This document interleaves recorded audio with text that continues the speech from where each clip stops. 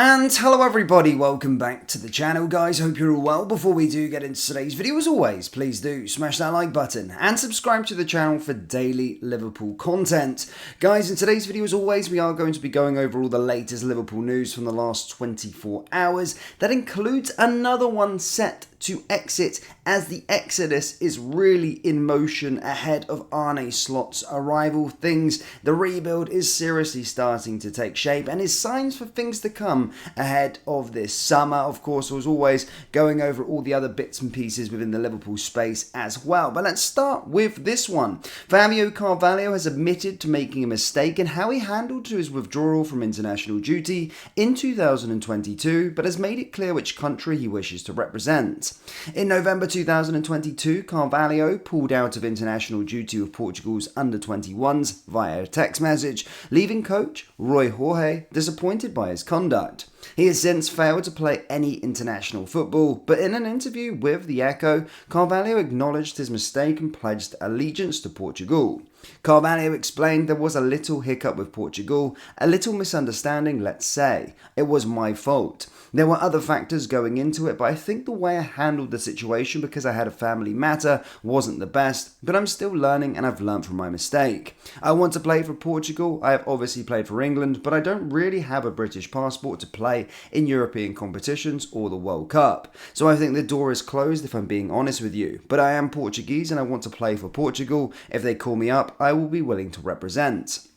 The 21-year-old is Portuguese born, but he did represent England from under-15s to under-18s level, though his decision is clear and only time will tell if he earns a call-up. Carvalho will return to Liverpool this summer for the start of pre-season and will have a new manager to impress after two loan spells in 2023-2024. The first half of the campaign was spent with Leipzig, which proved to be underwhelming, before a successful spell at Hull followed, where he made 20 appearances, scoring 9 goals and assisted 2. He recently said, "I'm just excited for the future. It's not been a great so far, but in a way, that's a good thing. Depending on how you look at it, it can only get better."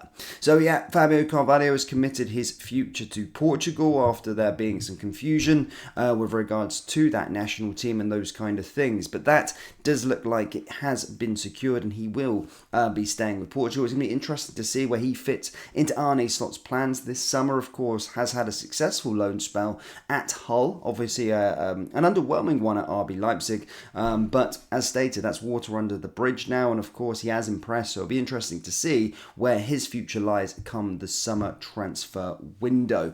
Reports stating that he will be monitored in the summer transfer window and then be assessed. Now moving into Stefan Bajcetic territory, guys. Yes, 222 days stood between Stefan Bajcetic's final match before injury to his first team return against Tottenham, a long road to recovery that left him praising the club.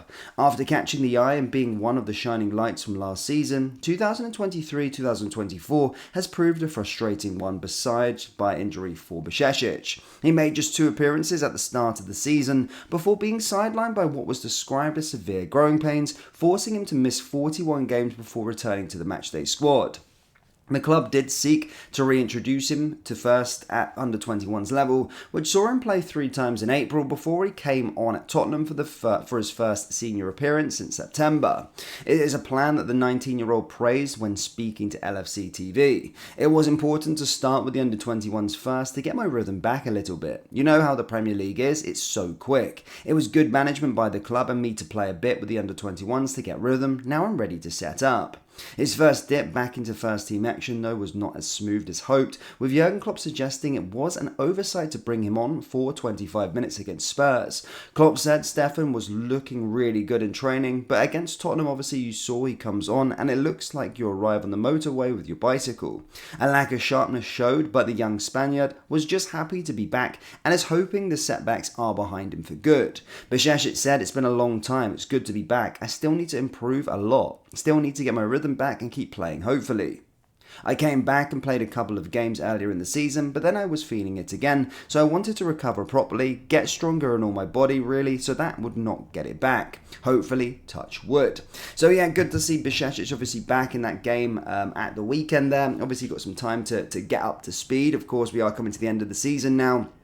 And going into pre-season, he'll get that pre-season and be able to catch up with the squad. But hopefully, he's such a talented player. And hopefully, again, these injuries are kind of behind him, because not last season, the season before, we were kind of saying this guy he was unbelievable within the midfield, especially when we were struggling. So hopefully next season can be a pivotal one for him, and starts how he means to go on in pre-season under the new manager. Now, guys, of course, ahead of Arne Slot's sort of arrival, there has been, coaches leave. There's been rumours of players leaving. There's been rumours of players coming in. There's been rumours of coaches coming in. And today we're here to announce yet another departure as the exodus continues ahead of the Arne Slot rebuild. Yes, Liverpool's head of fitness and conditioning, Andreas Kornmeier, is set to leave the club at the end of the season. LFC News understands the 49-year-old will follow Jurgen Klopp through the Anfield exit door this summer, 8 years on from arriving ahead of his compatriots' first full campaign in charge. Kornmeier joins a lengthy list of Backroom staff who will depart in May, with Peter Krawietz, Pep Linders, Victor Matos and John Ackerbird having all publicly confirmed their imminent exits. Head of recovery and performance Andreas Schommelberg, who joined the Reds in 2020, is also expected to leave. That leaves head coach Arne Slot and sporting director Richard Hughes needing to make several key backroom appointments ahead of the new season. Slot will bring his assistant Spike Hulshoff, head of performance Ruben Peters, and technical advisor Etienne Regine from Feyenoord this summer. But it remains to be seen whether he will poach further staff from the Dutch club before his first pre-season in charge gets underway.